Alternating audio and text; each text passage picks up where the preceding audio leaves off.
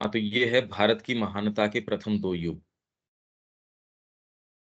प्रथम युग जो सबसे पहला युग, एक्चुअल में तो इसको डेट बैक करना या इसकी तारीख तय करना, क्योंकि ऋग्वेद के अंदर जो एक्सप्रेशन है, वो ऐसा नहीं है कि वो आरंभ का सूचक है, वो तो एक परिणति का सूचक है। भाषा किस तरीके से उसके अंदर है, भाषा इसका सूचक है कि ये संस्कृति बहुत लंबे समय से, कोई भाषा एक दिन के अंदर नहीं बन जाती। जिस तरीके के सिंबल्स के अंदर उसका एक्सप्रेशन हुआ है, जिस तरीके की भाषा में, पहले तो उसको प्रिमिटिव मानते थे, पर अब तो ये धारणा नहीं है। अब तो ये है कि भाषा आपके विकास का सूचक है। तो ये तो बहुत लंबे समय से ये चली आ रही है, और इसके अंदर जो सबसे पहला एक्सप्रेशन वो इंट्यूटिव माइंड का है। ये हमने ट्रेस बैक किया भी था श्री अरविंदो के लेटर्स, कि किस तरीके से, और पूर्व के अंदर, और हमेशा ही ये इंट्यूटिव माइंड हमेशा ही रहा। आज भी कोई नई कृति करता है, तो चाहे पूरा सिक्योर आधार इंट्यूशन का न हो, तो भी हमारी सारी पद्धतियां हैं, सारा चिंतन है, उसके अंदर ये तार तो शुरू से लेके आज तक आ रहा है। और कैसे पश्चिम के अंदर एक सर्टेन समय के बाद में इसने एक बिल्कुल अलग धारा अपना ली। तो यहाँ आध्यात्मिक युग था, पहला काल, जब उसने अंतःस्फुरणात्मक मन तथा चैत्य एवं भौतिक सत्ता के आंतरिक अनुभव एवं विश्लेषण के द्वारा उत्साहपूर्वक जीवन के सत्य का अन्वेषण किया कि क्या है ये। तो इसके अंदर सारे जो आपके भी वेद के अंदर है, और वेद भी तो एक परिणति है, आरंभ बिंदु नहीं है। कितना उनको अनुभव है, कितनी सारी चीजें हैं, कितने लंबे समय से। और आप ये सोचिए कि किस तरीके से ये डेवलप हुआ। ये एक प्रश्न है कि भी ये व्यक्ति यदि उसको यूं ही छोड़ दिया जाए, तो वो प्रश्न करेगा क्यों इस तरीके के, ऐसे सिंबल्स कैसे उसने डेवलप कर लिए। ये एक समझने की बात है। ये सारे उत्तर तो 15वें वॉल्यूम में करके ही गए हैं हम। तो आरंभ से ही उसके मन पे ये जो छाप लग गई, मतलब वेद का प्रभाव जो है, वो आज तक भी वैसे के वैसा ही चला आ रहा है, डायरेक्टली नहीं। अब जो है पुराणों और तंत्रों के माध्यम से, कि हम वेद और उपनिषद के द्वारा उतने नहीं जीते जितने की, पर किसी भी काल के अंदर इस छाप ने। तो ये प्रथम युग तो ये है, किंतु ये आध्यात्मिक प्रवृत्ति केवल अमूर्त, गुह्य या अप्रत्यक्ष की ओर ही ऊर्ध्व गति नहीं करती। ये अपनी किरणों को विचार की विविधताओं एवं जीवन की समृद्धताओं को समाविष्ट करने के लिए नीचे तथा बाहर की ओर भी डालती है। ये जो आध्यात्मिक प्रवृत्ति है, ये तो बीच के काल में इस तरीके का आपने इसको एग्जाजरेटेड तरीके से ये बता दिया कि आध्यात्मिकता है वो तो अमूर्त की ओर चली जाती है, या फिर वो किसी इहलोक की बजाय पारलौकिक प्रवृत्ति रखती है, पलायन की वृत्ति रखती है। इस जगत को ये नीचा दिखाती है, और दूसरे जगत है, उनको ही वास्तव में सही रंगों में रंगती है। ये बात नहीं है। तो ये सारा का सारा प्रमाण तो कह ही रहा है भारत का। ये जितना क्रिएशन हुआ, अगर ये प्रवृत्ति ही होती, तो फिर ये क्रिएशन कैसे होता था? जो ये तो दोनों चीजें नहीं हो सकती, क्रिएशन भी कोई छोटा-मोटा नहीं।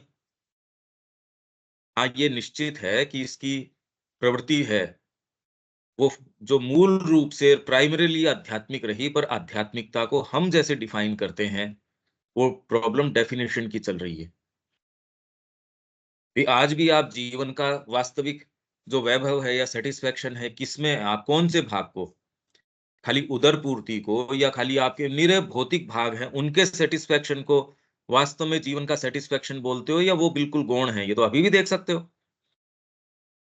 तो ये समस्या किस तरीके से आप रखते हो? नीरे आप भौतिक को ही सब कुछ बताते हो, या भौतिक और प्राणिक को ही बताते हो, तब तो कोई भी कल्चर्ड आदमी भी इतना नहीं कहेगा कि यार ये तो ग्रॉस चीज है। ये जो आक्षेप आध्यात्मिकता के ऊपर लगाए जाते हैं, ये कुछ तो इसलिए है कि उनको सेंस ही नहीं है इस बात का, और कुछ इसलिए है क्योंकि बीच के कालखंड के अंदर इसको अतिरंजित रूप पश्चिम वालों के द्वारा प्रायोजित तरीके से कि आपको इससे विच्छिन्न कर दें, आपकी जड़ों से आपको काट दिया जाए, उसके लिए प्रायोजित तरीके से मैक्स मूलर को पैसे मिल रहे थे। उसके लेटर्स हैं सारे के सारे, और जोरदार बात है उसको आज भी पढ़ाया जा रहा है। वेद का उसको जो है भारत का चहेता व्यक्ति या शुभ चिंतक व्यक्ति उसको बताया जाके, तो कह रहे इसने वेदों पे बहुत काम किया। यह अपनी किरणों को विचार की विविधताओं एवं जीवन की समृद्धताओं को समाविष्ट करने के लिए नीचे तथा बाहर की ओर डालती है। भाई गीता कह रही है योग है कर्म सुकौशलम, या फिर कहीं भी देखो आप, जो विचार की विविधता है, आप अगर आपकी इमेजिनेशन है, जीवन में कितनी क्रिएटिविटी आ जाएगी। और वही जिसके जीवन में ये नहीं है, क्या है उसके जीवन में? तो आध्यात्मिकता तो ऐसे क्षेत्र आपके लिए खोल देगी, एक्चुअल में चीजें सोच पाओगे, देख पाओगे, और जब देख पाओगे, सोच पाओगे तो उसको कर भी पाओगे। दूसरे वाले के पास तो ऑफर करने को लिए कुछ है ही नहीं आपको। अतः भारतीय महानता का दूसरा सुदीर्घ युग एक बौद्धिकता का, नैतिक बोध का तथा भागवत सत्य के आलोक में जीवन को सुनियोजित व शासित करने के लिए कर्म में एक प्रबुद्ध शक्तिशाली संकल्प शक्ति का युग था। पहला युग तो लार्ज लाइंस इंट्यूशन का, और दूसरा युग, अगर युग इसको कहा जाए तो उसके प्रैक्टिकल एप्लीकेशन का, उसको जीवन के अंदर कैसे क्रियान्वित करें। और ये क्रियान्वयन भी कोई एक छोटे से काल के लिए नहीं। इसलिए तीन चीजें, किसी भी संस्कृति का आकलन यदि करना हो तो श्री अरविंद ने उसके तीन मानक दिए। सबसे पहले उसका हाईएस्ट कंसेप्शन क्या है, विचार क्या है उसका। आप विचार आप कर रहे हो, मैं छोटी सी एक पहाड़ी के ऊपर चढ़ जाऊं, अब उसमें सफल भी हो जाओगे तो क्या विशाल इसमें कोई बात है। वहीं आप कोई उत्तुंग शिखर का रख रहे हो, मैं तो माउंट एवरेस्ट के ऊपर जाऊंगा, अब उसमें कितने कितने जाते हैं, कितने तो उसमें बीच के अंदर क्या तो सफल नहीं होते, क्या मर जाते हैं। पर फिर भी अब कोई दूसरे को जिसको सेंस नहीं हो, छोटी सी पहाड़ी के ऊपर गया, कि यार मैं देखो सफल हो गया और तू असफल रहा। तो जिसको इस चीज का सेंस है, अरे तुम बात क्या कर रहे हो, कोई तुलना है क्या इस चीज की। मैं एक छोटा सा एक रूम बना लूंगा, एक बिल्डिंग बना लूंगा, और वो कोई पैलेस की या नगर के निर्माण की बात कर रहा है, तो आपका पहली बात तो कंसेप्शन क्या है, पहला मानक ये। फिर बाद में उसके आधार पे आपके सर्वोत्कृष्ट निर्माण, आपने निर्माण क्या किया। मेरे विचार तो बड़ा ऊंचा है, मैं टॉप मोस्ट संगीतकार बन जाऊं, सुबह उठा जाता नहीं मेरे से। उसके लिए मैंने कुछ किया, उसके लिए मैंने कोई निर्माण किया उसके आधार पे। तो दूसरी चीज है उसके ऊपर क्या इसने निर्माण किया। तीसरी, स्थायी बने रहने की शक्ति, और कितने शौक्स और समय आते हैं उसके अंदर भी अपने आप को एडेप्ट करने और अपने आप को परसिस्ट करने की शक्ति। नहीं तो साहब मेरे पास कंसेप्शन बहुत ऊंचा है, बहुत ऊंचा मैं कंसीव कर पाता हूँ, आत्मा की मैं का कंसेप्शन कर पाता हूँ। और उसके ऊपर मैंने निर्माण भी किया, पर वो निर्माण रात रात भर रहा। दूसरे दिन भूकंप आया, ये पैलेस तो नीचे गिर गया साहब। बहुत अच्छा मैंने पैलेस बनाया था, ये तो भूकंप को झेल नहीं पाया।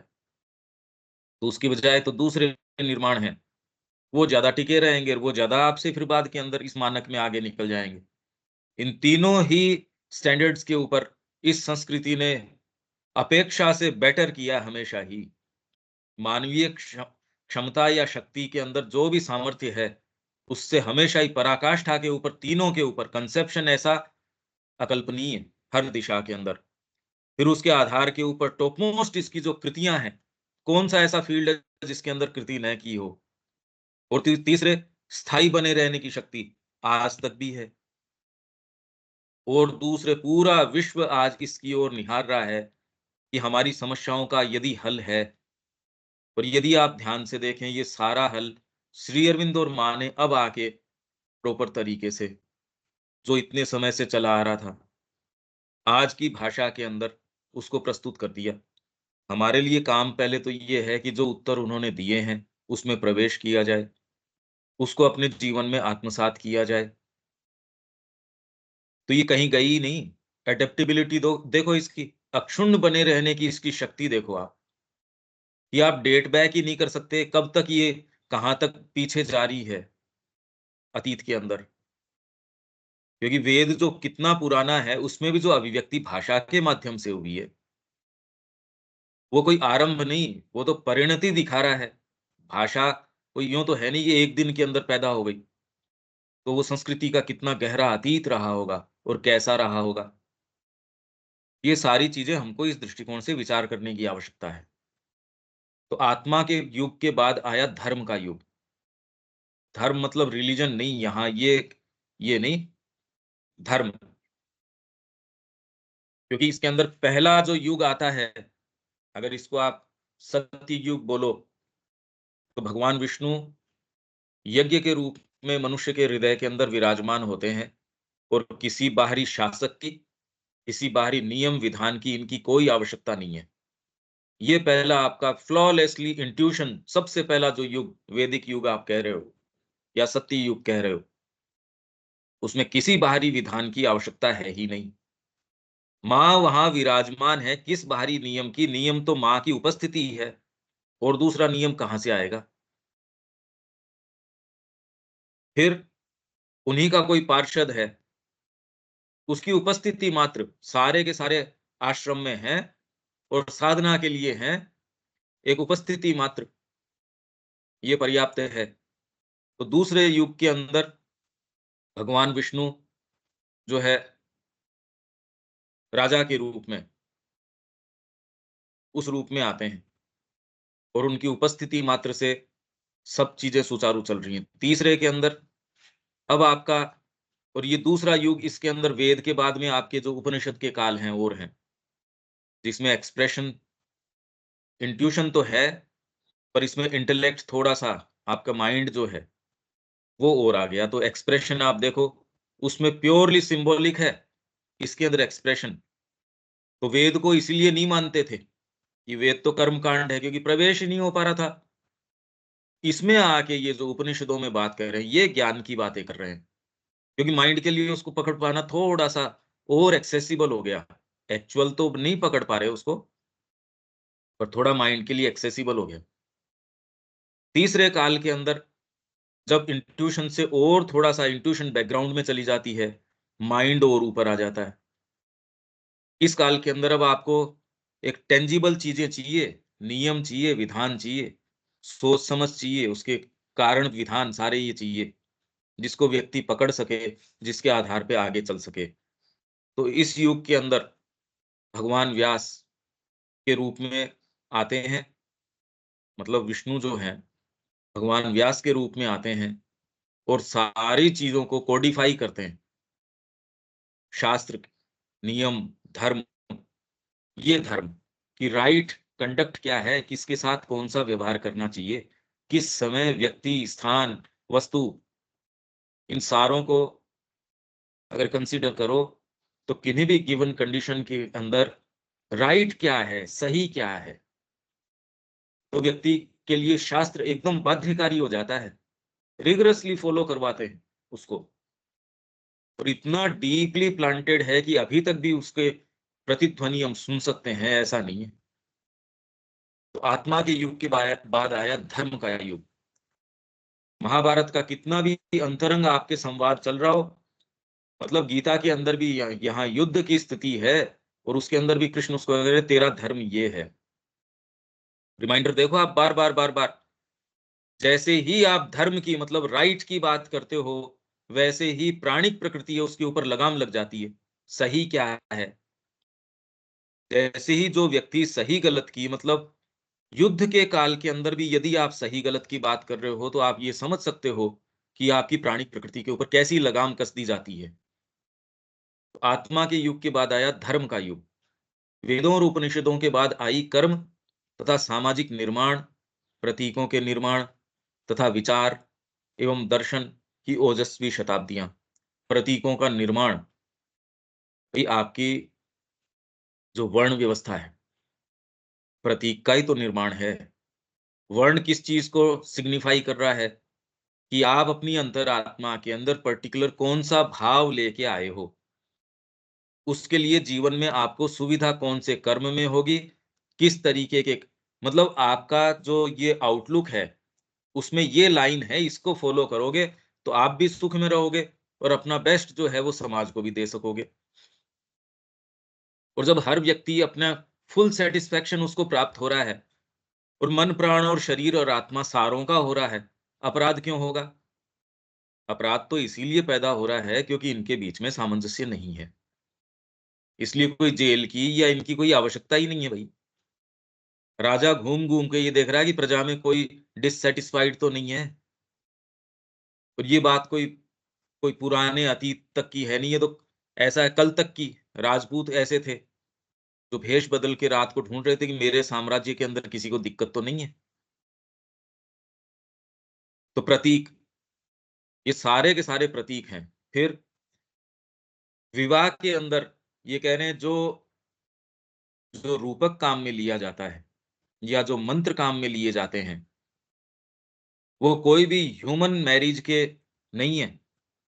सूर्या, सूर्य की पुत्री सूर्या, उसका विवाह अलग-अलग देवताओं के साथ हो रहा है। इसको आज का मॉडर्न मन तो कह देगा पॉलीगैमी, मतलब अनेक विवाह या फिर कोई भी लैक ऑफ आपके एथिक्स या मोरल्स ये है नहीं। देखो, मतलब कितना सीरियसली ये एक ही लड़की का कितने-कितने से के साथ, ये तो वेश्यावृत्ति को या इसको बढ़ावा दे रहे हैं, पॉलीगैमी को कर रहे हैं ये बात नहीं है। वो एक बहुत डीप साइकोलॉजिकल सत्य है। देवता आपके सारे के सारे साइकोलॉजिकल पावर्स हैं। आप देखते जगत को आँखों के माध्यम से देख रहे हो पर उसका क्या बना रहे हो? डिपेंड करता है आपका कल्चर क्या है, देवता कितना आपका प्रधान है, टच है, टेस्ट है, ये सारों के पीछे आपका पूरा साइकोलॉजिकल फ्रेमवर्क है। उतना ही जगत को देख सकते हो, एक क्रिएटिव आदमी है, इमेजिनेटिव आदमी है, चाहे है भौतिकी आदमी, आध्यात्मिकता नहीं खुली उसके, तो भी एक ग्रोसली फिजिकल आदमी है जिसके कोई कोई इमेजिनेशन नहीं है, उसमें और इसमें तो बहुत फ़र्क पड़ जाएगा। जगत का पूरा ही फ़र्क पड़ जाएगा। एक आर्टिस्ट है, किस चीज़ का क्या बना देगा, वो किस जगत में रहेगा? एक संगीतकार है, कैसे जगत में रहेगा? तो ये सारे के सारे देवता हैं। पर जब तक इनका मतलब सत्य के साथ विवाह नहीं होता, आपकी आँखें सत्य नहीं देख रही, तो क्या देखोगे फिर? आपकी और इंद्रियाँ सत्य का नहीं टच प्राप्त कर पा रही, क्या निर्माण करोगे? सूर्य का इनके साथ विवाह है और इनके फिर बाद के अंदर ऑफ़स्प्रिंग हैं। वो जीवन के अंदर निधियाँ तब आएँगी, आपकी आँखों से माँ का सत्य देखोगे, आपकी आत्मा का सत्य देखोगे। जीवन उस तरीके से कल्पना आपकी मोल्डेड है श्री अरविंद के आदर्श से। आपके विचार, आपकी भावनाएँ, ये सारे मोल्डेड हैं माँ और श्री अरविंद से। इसका मतलब सत्य का उससे विवाह हो चुका है। अब इससे आगे जो इनकी ऑफ़स्प्रिंग आएगी, ये जीवन ऐसा ही थोड़ी रहेगा। इस चीज़ को वो समझा रहे थे, जिसके अंदर ह्यूमन मैरिज उनके कंसेप्शन में नहीं थी। बाद में धीरे-धीरे, धीरे-धीरे उपनिषद के काल में आए तब तक भी ये कोई धूमिल नहीं हुआ था, ये जो सिंबल है।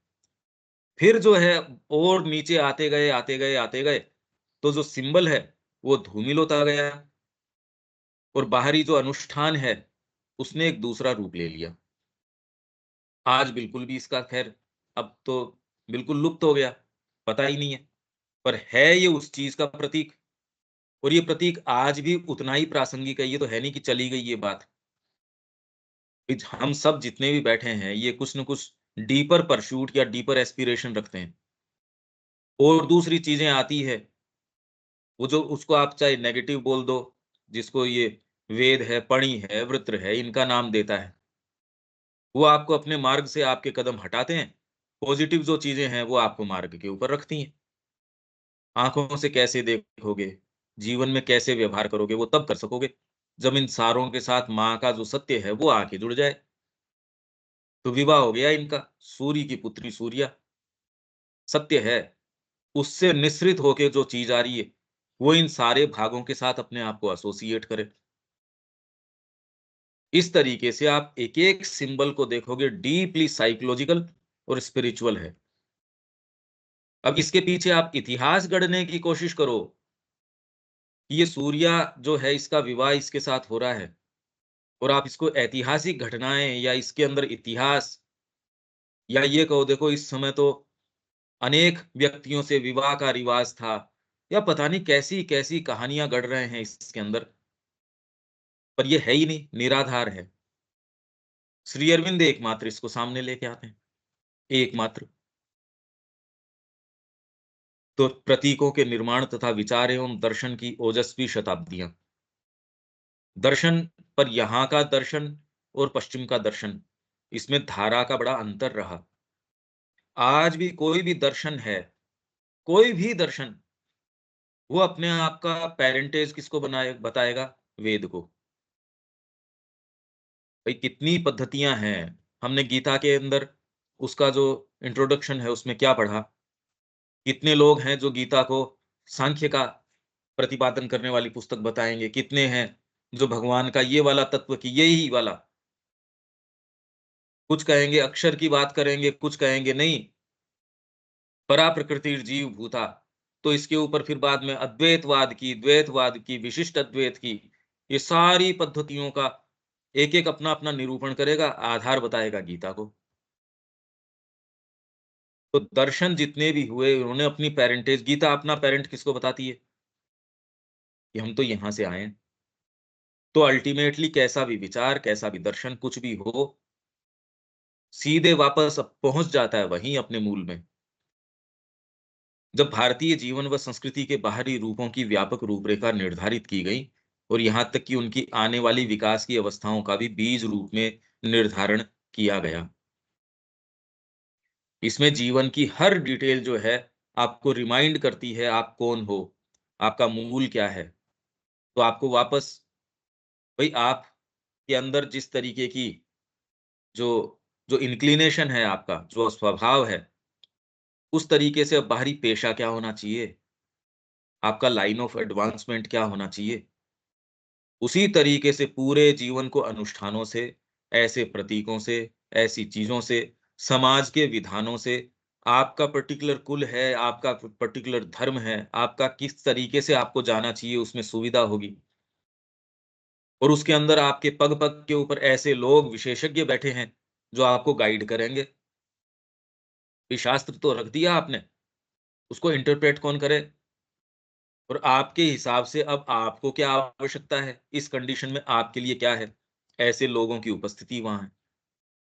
और ऐसे के अंदर किसी के भी किसी भी चरण के ऊपर पुकार यदि भीतर से आ जाती है, कोई-सा भी उसके ऊपर मतलब सेफ्टी वॉल्व हर जगह सेफ्टी वॉल्व और सारा प्रयास किस चीज़ के लिए कि वो अल्टीमेट पुकार आ जाए, कि आत्मा आके अपने आप हाथ में ले ले आपको और फिर आगे लेके चले। सब प्रयास शुरू से लेके सब टोटल व्यवस्था इसी चीज़ की है। और ये ही बात माँ कह रही है, श्री अरविंद कह रहे हैं। शिक्षा के अंदर करने का एकमात्र काम है कि चैत्य सामने आए, आपके जीवन को अपने हाथ में ले ले और आगे के विकास को वो ही निर्धारित करे। अब करने की तो बहुत सीधी-सीधी चीज़ ये है, वो कैसे किया जाए, क्या नहीं है, बातें तो फिर उसकी है। फंडामेंटल्स तो क्लियर होने ही चाहिए। अरे! ये तो और कोई दूसरी बात हो ही नहीं सकती इसके अंदर। तो इस संस्कृति के अंदर शुरू से एकदम क्लियर था, कभी भी कोई इसमें कन्फ्यूजन नहीं था इन चीज़ों के अंदर। और इतना क्लैरिटी थी, इतनी सारी ये बात थी, इसी कन्विक्शन के ऊपर तो इसने निर्माण किया। नहीं एक ऋषि के कोई चीज़ आए, दूसरे कन्विंस्ड हो, नहीं तो आपका कोई एक भवन का तो निर्माण हो सकता है क्या? मतलब 6-6 सौ, 7-7 सौ, 8-8 सौ साल तक निर्माण चले जिन चीज़ों के, 20 साल, 30 साल, 40 साल उसमें तो आदमी हताश हो जाए। ये क्या कर रहे हैं? पूरी की पूरी डायनेस्टीज़ लग रही हैं साहब उसको बनाने के। एक दिन में थोड़ी बन गई कई चीज़ें। कितना डीप उनका कमिटमेंट, कहाँ से आया वो? भाई साइकोलॉजिकल आधार क्या था उसका? और वो साइकोलॉजी कोई हवा में टिकती नहीं। एक छोटी-सी चीज़ का निर्माण तो नहीं कर सकते हम। कैसे किया आप कल्पना करो। और जो स्थूल चीज़ है उसके पीछे तो लगे भी रहो, सूक्ष्म चीज़ है उसके पीछे कैसे लगे रहो? उसका प्रमाण क्या है? कि आप दिव्य जीवन की ओर निकल पड़े, माँ श्री अरविंद को आपने ऑफ़र कर दिया, पहली मृत्यु जब आश्रम में होती है विश्वास डगमगा जाता है। कि अरे! ये क्या हुआ? विश्वास नहीं रख पाते भई। किस आधार के ऊपर ये जो सूक्ष्म आपकी साइंसेज हैं, व्यक्ति अपने आप को दे देता है? परिणाम यदि समय से नहीं आए, कौन ऐसा है जो डगमगा नहीं जाएगा? यहाँ तो परिणाम आ रहे हैं साहब, संस्कृतियाँ की संस्कृतियाँ, शताब्दियाँ की शताब्दियाँ बीत गई। लग रहे हैं ऋषि के पूरी-पूरी जो लाइनेज है वो लग रही है, वो कर रही है उसका।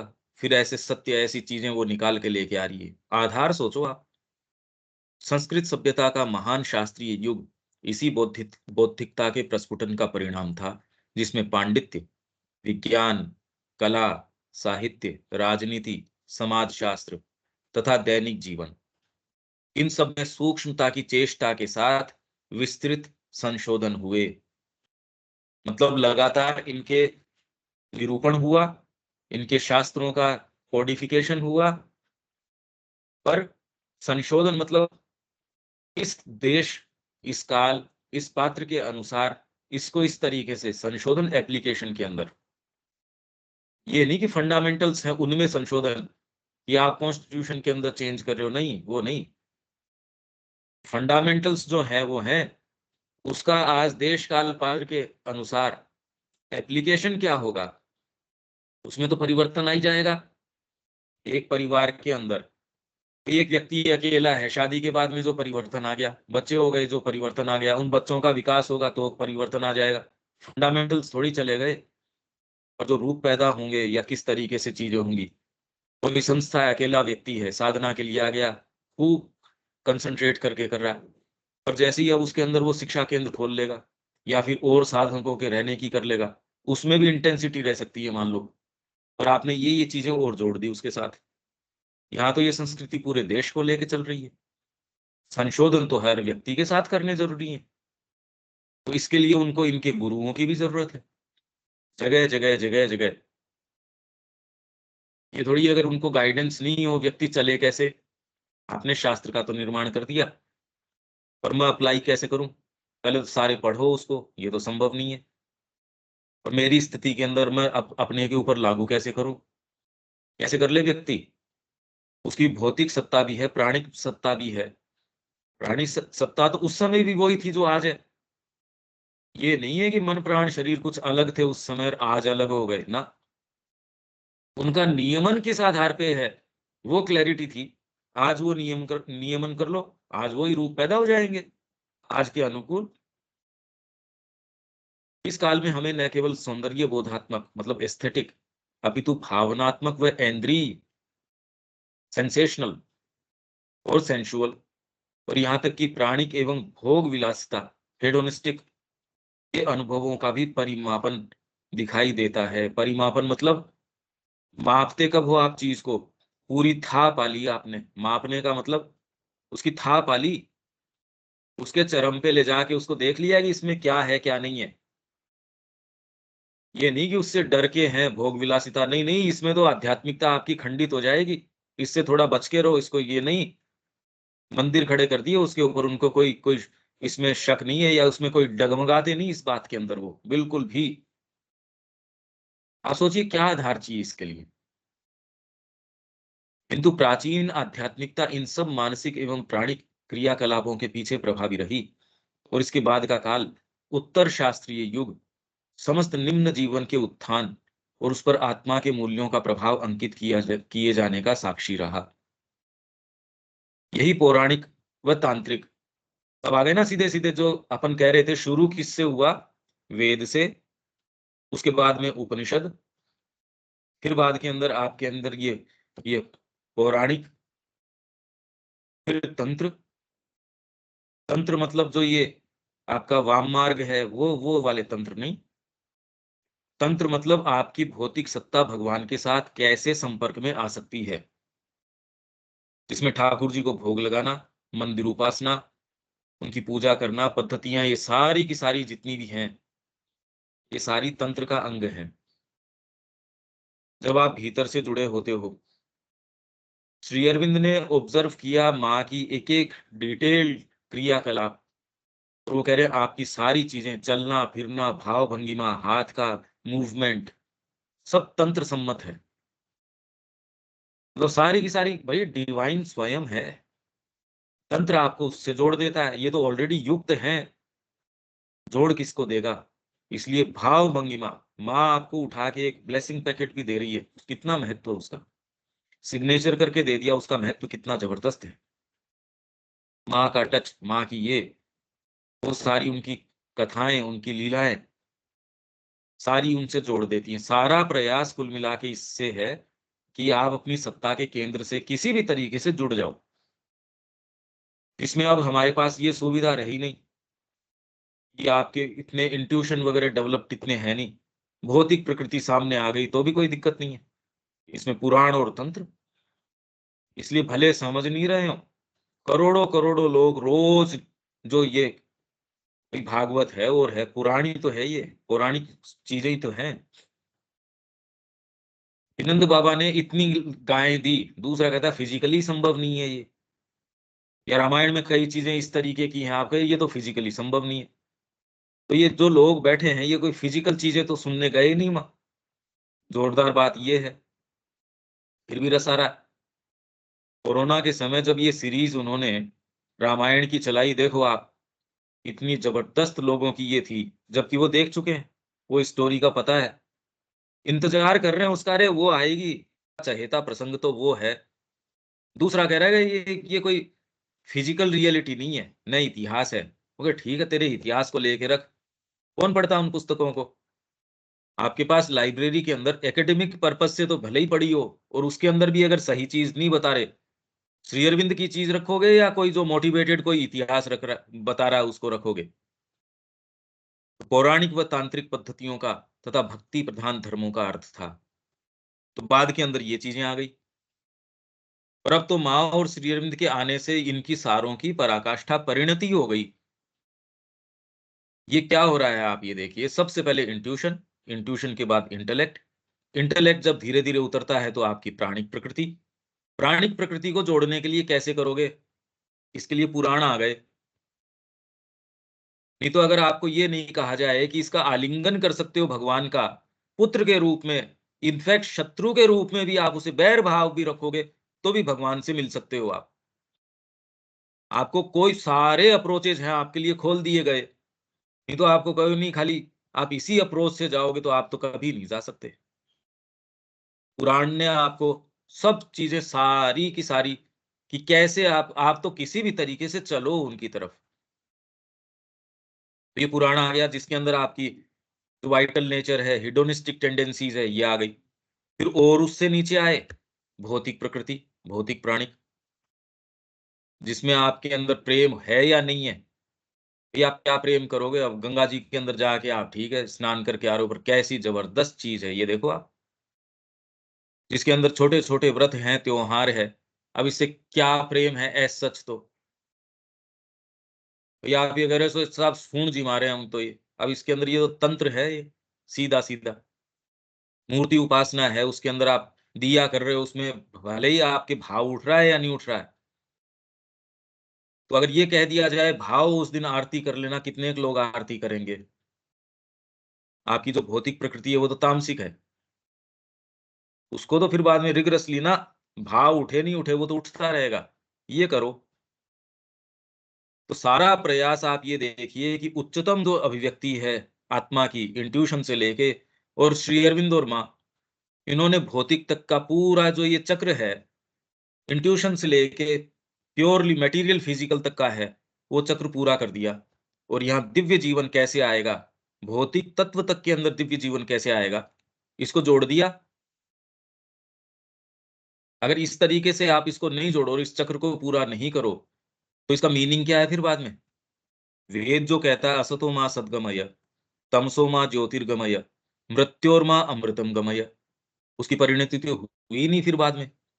वो परिणति माँ श्री अरविंद के आने से। तो अब करने का काम तो फिर बाद में क्या है हमारे सबके सामने, और वो ही एकमात्र सच्चा काम है। और वो करने का व्यक्ति के लिए, और एटलीस्ट कम से कम भारत के लिए, और वो ही मनुष्य जाति को रिलीफ दे सकती है। इसकी समस्याओं का वास्तविक अंत उसी में आ सकता है, नहीं तो ये तकलीफ नहीं मिट सकती। तो भक्ति प्रधान धर्मों का अर्थ था, बाद का वैष्णव धर्म भारतीय भाव का अंतिम उत्कृष्ट परिणाम, जिसके अंदर फिर बाद में ये जो और फिर भक्ति प्रधान धर्म और फिर बाद में वैष्णव धर्म इसके अंदर आ गए, जुड़ गए। भारतीय भाव का सारे पुराणों की रचना करने के बाद में व्यास जी हैं वो खिन्न मन है, सेटिस्फाइड नहीं है कि भाई क्या चीज है, मैंने सारे तो संगीताबद्ध कर दिया वेदों को, फिर बाद में पुराणों की रचना कर दी, धर्मशास्त्र हैं उसको, जो ब्रह्म सूत्र हैं उनका निरूपण कर दिया, फिर भी मैं डिससेटिस्फाइड क्यों? कोई चीज लैकिंग है, इनकम्प्लीट है।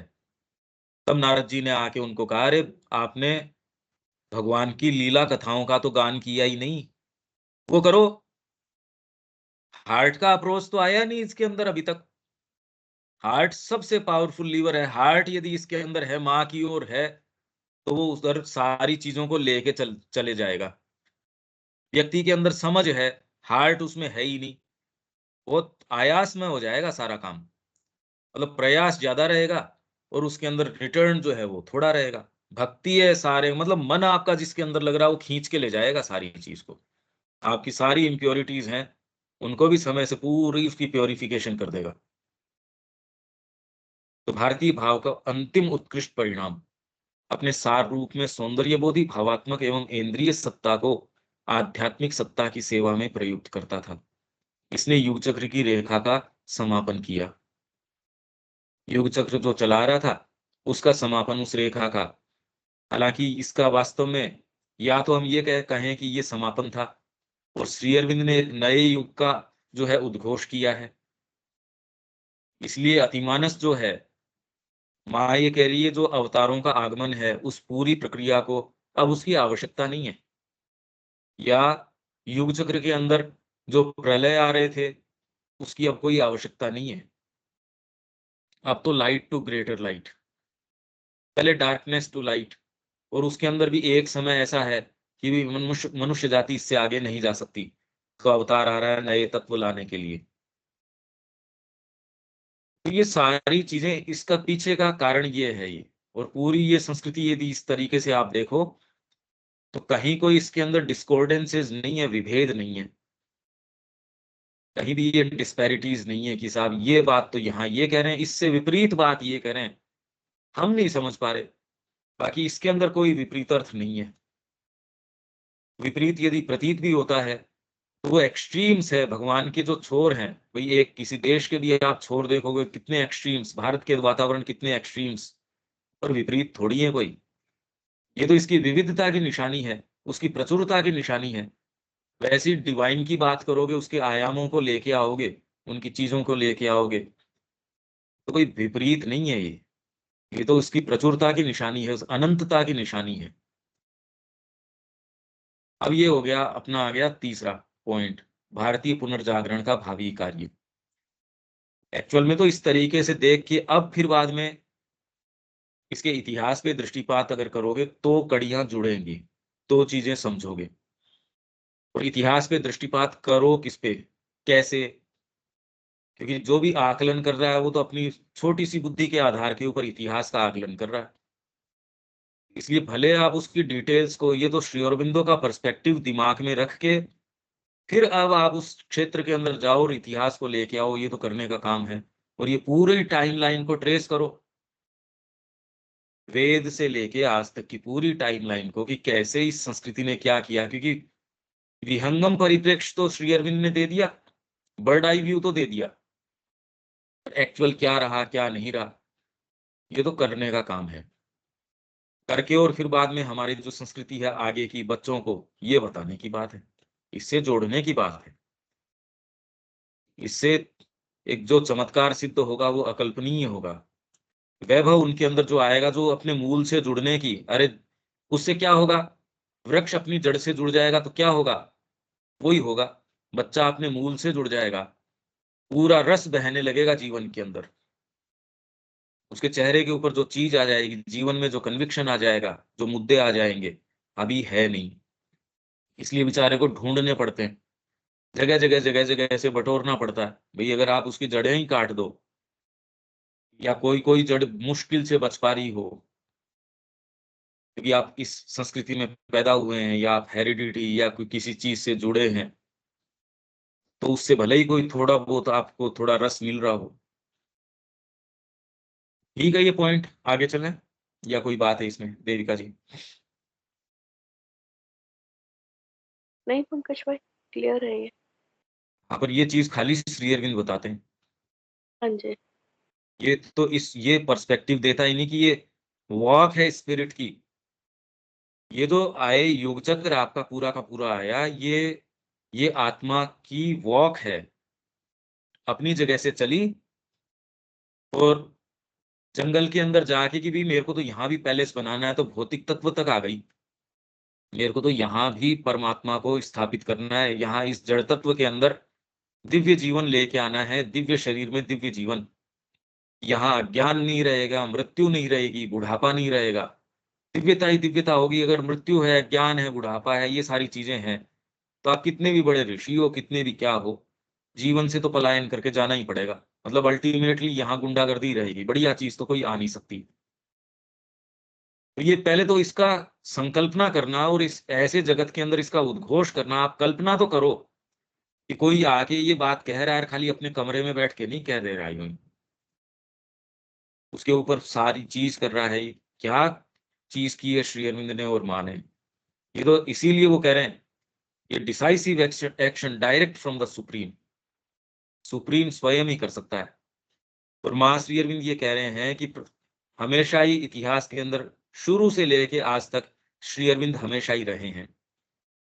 और जहां भी चेतना को एक्सप्रेस करने का समय रहा या संभावना रही, वहां हर जगह मैंने अपनी चेतना को एक्सप्रेस किया है।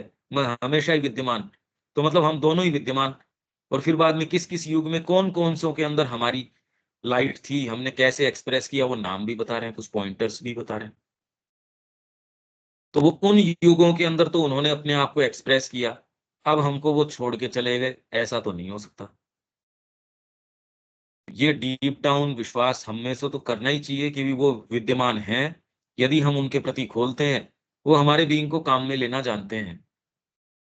तो जो चीज जहां जिस तरीके से हमको प्रेरणा देंगे, आगे लेके चलेंगे। बस करने का यही एकमात्र काम है। आप कितना भी अध्ययन करो, अल्टीमेटली घूम फिर के आती यहीं पे, करने का यही काम है। और गंभीरता से करने का काम है। अपना समय नष्ट करने का, भाई अपने ही वैभव को खोना है उसमें। दीपक जी, कोई बात है इसमें?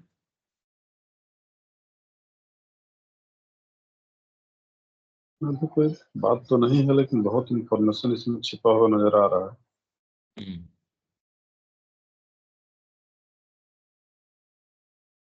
ठीक है।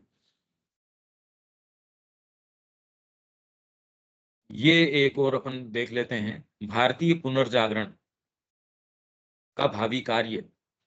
मतलब भविष्य में भारत पुनर्जागृत होके क्या करेगा,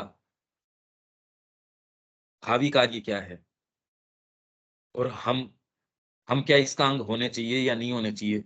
निश्चित होने चाहिए। मां श्री अरविंद के संपर्क में आ गए, इससे बड़ा सौभाग्य क्या हो सकता है? फिर अब तो ये इसके अंदर प्रवेश कर रहे हैं, भारतीय संस्कृति क्या रही, ये बातें सुनने ही नहीं आती।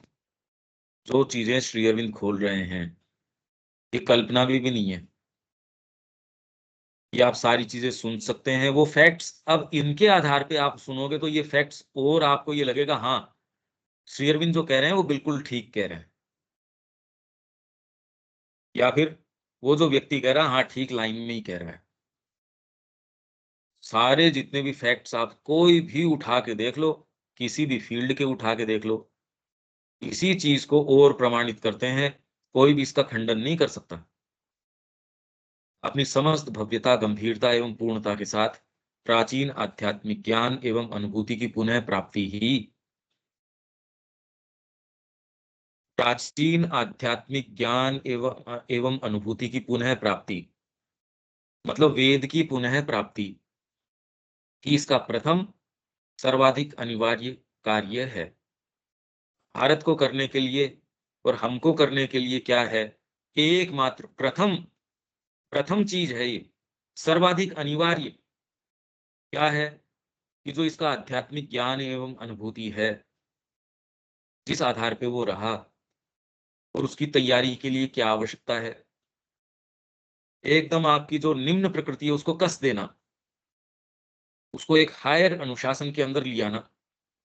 जो भी चीजें उसका खंडन करती हैं, उसको क्या तो अनुशासन में लेके आना, नहीं अगर वो उसका विश्वास करती है वो नहीं इसके अंदर आती, तो उसको साइड कर देना एकदम। जो माँ के कार्य का नहीं है, उसको तो आज से ही कि मेरे बीइंग में उसका कोई स्थान नहीं है। कम से कम बुद्धि में तो ये क्लैरिटी हुई।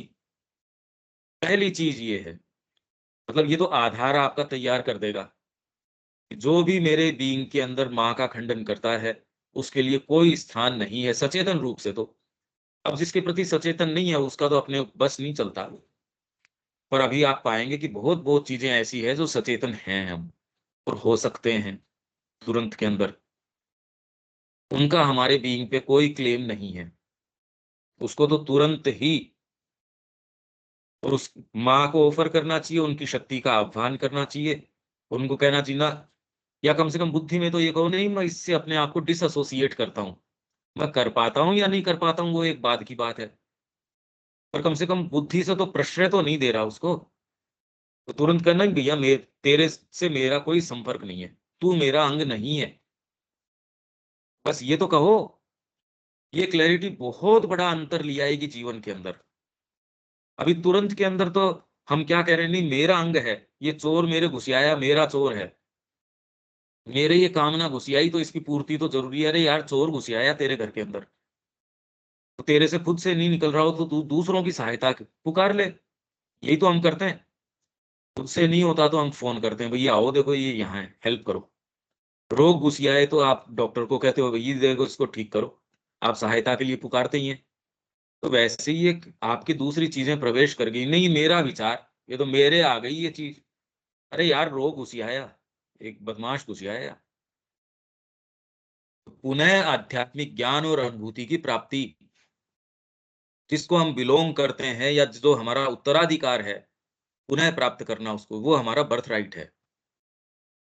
ये पहली चीज है, ये सर्वाधिक अनिवार्य कार्य है। इस आध्यात्मिकता का दर्शन, साहित्य, कला, विज्ञान एवं समालोचनात्मक ज्ञान, मतलब एनालिटिकल एनालिटिकल या क्रिटिकल ज्ञान के नवीन रूपों में प्रवाह द्वारा प्रवाह दूसरा कार्य है, ये हम लोगों के लिए है। और श्री अरविंद ने वैसे तो ये कर भी दिया, सब ये काम कर चुके हैं। आध्यात्मिकता को जो है उसको दर्शन के रूप में, सारी चीजें जो आध्यात्मिकता की हैं उसको एक माइंड के लिए अप्रोचेबल वो बना दिया। हालांकि वो भी खैर उन्होंने तो बना दिया, पर हम कितना अप्रोच कर पाए वो है, क्योंकि जब तक फंडामेंटल्स क्लियर नहीं हो, इसीलिए मैं बार बार कह रहा हूं जब तक प्रवृत्ति साधना की न हो, तब तक श्री अरविंद ने जो दर्शन के रूप में या जिस भी तरीके से अभिव्यक्ति करी है उसमें भी प्रवेश नहीं हो सकता, अगर मनोभाव साधना का नहीं है तो। वो खाली कोई मेंटल विचार तक सीमित रह जाएगा, उसका पूरा प्रभाव नहीं आ पाएगा। और एक जगह ये बैरियर है, ये मजबूर कर देगा कि कई चीजों में हमारा प्रवेश नहीं हो सकता। जहां तक बैरियर है बस जो संभावना वो आपके लिए देता है उतना भर आपके लिए रहेगी, इतना भर कर सकते हो, उससे आगे नहीं। तो आध्यात्मिकता का दर्शन, आध्यात्मिकता का दर्शन नहीं, आध्यात्मिकता को इन रूपों के अंदर, ये है आध्यात्मिकता का दर्शन नहीं। आध्यात्मिकता को किस किस चीजों के अंदर दर्शन में, मतलब फिलोसॉफी, जगत क्या है, जीवन क्या है, ये मीमांसा, और किस दृष्टिकोण से, मेरे अंदर अंतरात्मा है उस दृष्टिकोण से, नहीं तो दिशा नहीं हो सकती। इसीलिए आध्यात्मिकता इसकी मास्टर कुंजी है, चाबी है इसकी। दर्शन, साहित्य, आपका जितना भी साहित्य है वो क्या प्रयास कर रहा है एक्सप्रेस करने की, इसको एक्सप्रेस करे। कला जो कि भारत में रही, आज फिर से कला का वास्तव में क्या होना चाहिए, विज्ञान। और विज्ञान के अंदर भौतिक विज्ञान, साइकोलॉजिकल विज्ञान, सोशल साइंसेज, ओकल्ट साइंसेज सारे ही आ गए। इन सारों का भी किस आधार पे खड़ी हो, आध्यात्मिकता। एवं समालोचनात्मक, क्रिटिकल, जिसके अंदर क्रिटिकल में आ ही गया कि एनालिटिकल, मतलब माइंड के ये इस पार्ट का भी आ गया, जिसमें आपके भौतिक विज्ञान भी आ गया, सब टोटल आ गया कि नवीन रूपों में प्रवाह द्वारा या दूसरा कार्य है, आध्यात्मिकता को इन रूपों के अंदर आना चाहिए। श्री अरविंद ने ये जो दर्शन के अंदर करने का काम कर दिया, साहित्य वाला काम कर दिया, कला विज्ञान मतलब ओवरव्यू तो उन्होंने सारा दे दिया। अब हमारे ऊपर है कि देश के अंदर इसको किस तरीके से, पहले तो इंडिविजुअल्स हों, ऐसे इंडिविजुअल्स आपस में एकजुट हों, ऐसी नोस्टिक कम्युनिटीज हों, फिर ये प्रारूप से पूरे देश के अंदर। और अब तो ऐसी स्थिति है क्योंकि समस्या इतनी ज्यादा भीषण है, तो वो प्रयास कर रहे हैं कि शिक्षा के नए मानक क्या हों, जीवन को जीने के, समाज को सुचारू चलाने के मानक क्या होने चाहिए। प्रश्नों के उत्तर मांग रही है भाई चीजें, और जब तक आप इसको जीवन अपना उसमें नहीं ढालते और उन प्रश्नों के उत्तर स्वयं आपने अपने जीवन में मंथन किए हों या मांझे हों, तब तक अधूरे कोई भी आपके ये जो बाबा जी बैठ के जो जिस जिस तरीके के ज्ञान देते हैं वो इनकम्प्लीट हैं। वो आध्यात्मिकता इनकम्प्लीट है जो आपकी ये समस्याओं का समाधान नहीं दे पा रही। इसलिए ट्रेडिशनल जितनी भी जो पद्धतियां हैं उनको जब तक आज के रूपों में विज्ञान की जो समस्या आपके सामने है उसको पहले आप आत्मसात करो और उसको यथास्थान रखो। कैसे रखो? अगर ये चीज को प्रश्न ही नहीं करेंगे तो रखेंगे कैसे? आधुनिक समस्याओं के साथ भारतीय आत्मा के प्रकाश में मौलिक रूप से व्यवहार करना। पहले तो चिंतन ही नहीं है, समस्या को ही नहीं समझ रहे कि भारत के सामने मूल रूप से समस्याएं क्या है या विश्व के सामने समस्याएं क्या हैं। पहले तो इनको समझना, आधुनिक समस्याओं को समझना। इसके ये लिए नहीं कि यज्ञोपवीत धारण कर लो, इसके अंदर ये कर लो, कितने लोग हैं, वापस नेचर की ओर रिटर्न कर जाओ। तो आपके लिए वैयक्तिक तो कोई उपचार हो सकता है और वो भी नहीं होता वास्तव में। तो कि आप वापस रिटर्न नहीं कर सकते। क्रम विकास ने आपको एक आगे की स्टेज के ऊपर ला के रखा है, आप भाग के पीछे नहीं जा सकते। आप पीछे की स्पिरिट के अंदर यदि कोई उसका समाधान है तो आज के रूपों में आप वो स्पिरिट ला सकते हो, वो तो कर सकते हो, पर उत्तर आज की भाषा में देना पड़ेगा आपको। ये तो बहुत भारी बात है। आज जितने भी रूप हैं उनको पहले तो आत्मसात किया जाए, उसका मंथन अपनी आत्मा के आधार पे किया जाए। ये तो बिना साधना के तो नहीं हो सकता। कैसे करोगे? मौलिक रूप से व्यवहार करना और एक आध्यात्मिकभूत समाज के उच्चतर समन्वय को साधित करने का प्रयास करना तीसरा और अत्यंत दुष्कर कार्य है। ये कार्य करना अभी बाकी है। ये पहला कार्य जो है ये श्री अरविंद ने कर दिया प्रथम। दूसरा कार्य है कि सारी समस्याओं को भारतीय आत्मा के प्रकाश में कैसे देखना चाहिए, ये भी कार्य श्री अरविंद ने कर दिया। ये जो आध्यात्मिकभूत समाज के उच्चतर, यही मैं कह रहा था, ये तो मैं कहते आ रहा हूं, ये एक नोस्टिक कम्युनिटी हो, ये धीरे धीरे आए। एक इसका प्रयास पौंडीचेरी में किया गया। तीसरा और अत्यंत दुष्कर कार्य है, इसके लिए अब कैंडिडेट सामने आओ, नहीं तो आपका कोई, ये तो श्री अरविंद साफ साफ कह रहे हैं, लॉजिकल बात कह रहे हैं, तो इसके लिए मैं प्रस्तुत नहीं हूं तो फिर बाद में मैं मां श्री अरविंद के लाइन का व्यक्ति भी नहीं हूं। मेरे अपने ही एजेंडाज हैं, अपने ही अपनी और दूसरी चीजें हैं। श्री अरविंद तो साफ साफ कह रहे हैं यहाँ, इन दिशाओं में मिली सफलता ही इसकी मानवता के भविष्य में सहायता का परिमाप होगा। ये अगर भारतीय संस्कृति कर पाती है या भारत कर पाता है तो ही मानवता के भविष्य में ये सफल होगी या नहीं होगी, या मानव जाति बचेगी या नहीं बचेगी। अगर भारत उठ के ये समाधान नहीं देता तो भारत, ये संस्कृति, ये क्या मानव जाति नहीं बचेगी। जिस तरीके के रूप पैदा हो गए, अब तो एक दूसरे को मार काट के नक्की करेंगे। देख लो आप, ये बांग्लादेश में सारे कह रहे हैं एकजुट हो जाओ हिंदू, यहां भी अब ये कह रहे हैं एकजुट हो जाओ, मान लो हो गए। आधार क्या होगा? पहली बात तो यही असंभव सी चीज लगती है, पर अब आधार ये मांग कर रहा है डीपर स्पिरिचुअलिटी, आपके सच्चे जो आधार हैं उनको खोजो, उसके ऊपर समाज को स्थापित करो। और इसके अंदर जो मास रियरिंग से जुड़ रहे हैं, या एटलीस्ट कम से कम जिसमें डीपर ये चीज है, क्योंकि इन प्रश्नों का उत्तर तो प्रश्न उठाए श्री अरविंद ने। और दूसरी आध्यात्मिकता तो पलायन की बात करती है, तो उसको कोई राइट नहीं है फिर बाद में ये समस्याएं कहने का। जो जगत को छोड़ के जाने की बात कर रही है, तो जो समस्याएं उठती है उसके अंदर उसको कहने का राइट कहाँ है? मैं अपने घर को या बच्चे को अबेंडन करके चला गया, पीछे से उसके साथ दुर्व्यवहार हुआ या उसको नोच-नोच के कोई खा गए गिद्ध वगैरह, तो इसके लिए फिर बाद में मैं ये समस्या कहने की मेरे को राइट नहीं है। मैं तो छोड़ के गया हूँ उसको। वो तो इसको कह नहीं सकते कि आज ये बातें हैं, ये चीज़ें हैं। ये तो श्री अरविंद ने कहा, ये साफ-साफ कह रहे हैं ये कि क्या-क्या करने की। ये तो एक चीज़ पहले तो आत्मसात करना, समझना बौद्धिक रूप से। ये सारी चर्चाएँ हम इसलिए मैं इतना समय ले रहा हूँ इसके पीछे। पहले हम बौद्धिक रूप से समझें। मतलब करने का काम बड़ा क्लियर है जीवन में, कहीं कोई कन्फ्यूजन हो नहीं सकता। और मेरे को नहीं लगता कि यहाँ बैठे उनके कोई भी कन्फ्यूजन हो सकता है इस बारे में तो। अब बस ये है कि इसको और जितने भी जो जो कंसिडरेशंस हैं, जो हमको रोक रहे हैं, उनको अब कैसे मीट करते हैं। देखो अब उसमें कुछ है तो है नहीं वास्तव में। मीट करने लायक उसमें कोई चीज़ है नहीं। कोई नेगोशिएट करने की क्या चीज़ है उसमें? उनमें तो कुछ है ही नहीं। और ये एक ऐसी चीज़ है जो आपको जीवन में आशा प्रदान करता है।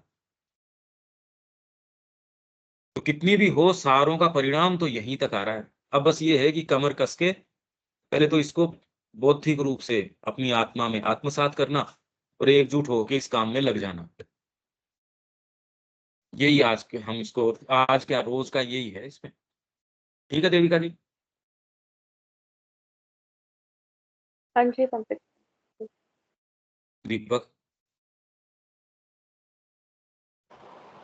नहीं ठीक है। ये क्लैरिटी मतलब पहले तो एक कम्युनिटी के लेवल पे आनी चाहिए। इंडिविजुअल में तो होनी चाहिए। यहाँ जितने भी बैठे हैं उनमें तो ये तो कन्फ्यूजन रहना ही नहीं चाहिए। ये उद्देश्य है। हाँ, मैं नहीं कर पा रहा वो एक चीज है। और बुद्धि में तो अपने आप को डिसएसोसिएट व्यक्ति कर ले, यार मेरा क्या लेना देना इससे। हाँ, मेरी लोअर प्रकृति नहीं मान रही। पर ये डिसएसोसिएशन, डिसएंटेंगलमेंट बहुत फर्क ला देगा। अभी तो आप उसको लेजिटिमेट ठहरा रहे हो, फिर बाद में आप लेजिटिमेट नहीं ठहराओगे, साक्षी भाव आ जाएगा। तो धीरे धीरे ये आपकी बाहरी प्रकृति है, शुरू में नहीं यील्ड करेगी, नहीं मानेगी, पर धीरे धीरे एक सीमा पे ही जब आप उसके ऊपर सिग्नेचर ही नहीं कर रहे, उसके डॉक्यूमेंट्स पे मजबूरन आपसे करवा भी ले रही है, और धीरे धीरे धीरे धीरे देर सवेर आप कोई तो कह रही यार कोई तो अंत आएगा ना, मैं नहीं करूंगा सिग्नेचर इसके ऊपर, नहीं मानता बस। तो जो चीजें पहले यूं ही चली आ रही थी मैकेनिकली, आप पाओगे कि धीरे धीरे दबाव है उन पे, और एक दिन वो टूट भी जाएंगी। वो टूटेंगी नई चीज, और ये फिर बाद में ये यात्रा की पेस भी तो बढ़ती जा रही है। पहले आप जिस गति से चल रहे हो वो गति भी चेंज हो रही है, डायमेंशन भी चेंज हो जाएंगे, सारी चीज चेंज हो जाएगी। ठीक है, यहाँ विराम देते हैं दीपक जी। ठीक है जी ठीक है। कल मिलते हैं। जय श्री मां। जय जय श्री जय श्री